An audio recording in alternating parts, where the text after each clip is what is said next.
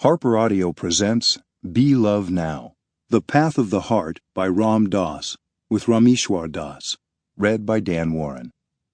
Copyright 2010 by Love Serve Remember Foundation. Production copyright 2010 by HarperCollins Publishers.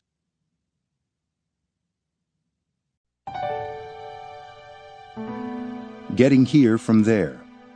Rameshwar Das. Spring 1967.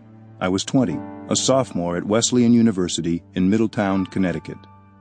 I had just spent my first extended time out of the country on a semester abroad in Franco's Spain.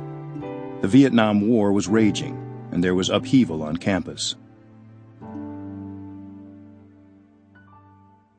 Freshman year, I took a seminar, Freedom and Liberation in Ancient China and India, that stirred an interest in Taoism and Buddhism.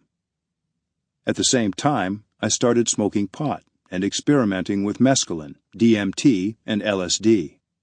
The visual and lyrical effects of psychedelics stimulated my artistic, philosophic, and poetic intuitions, and expanded my inner and outer horizons. They didn't improve my academic standing.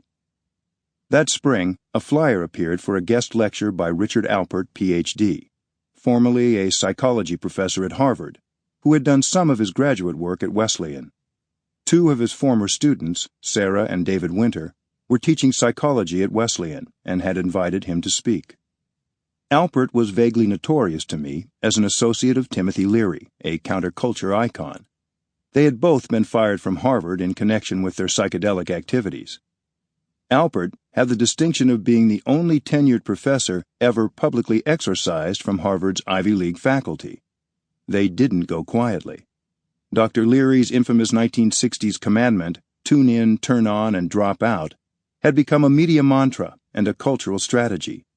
Pot and acid made rapid inroads, displacing alcohol as drugs of choice. The Beatles and the Stones tripped out, and there was an atmosphere of intrepid inner exploration and raucous fun mixed with political outrage.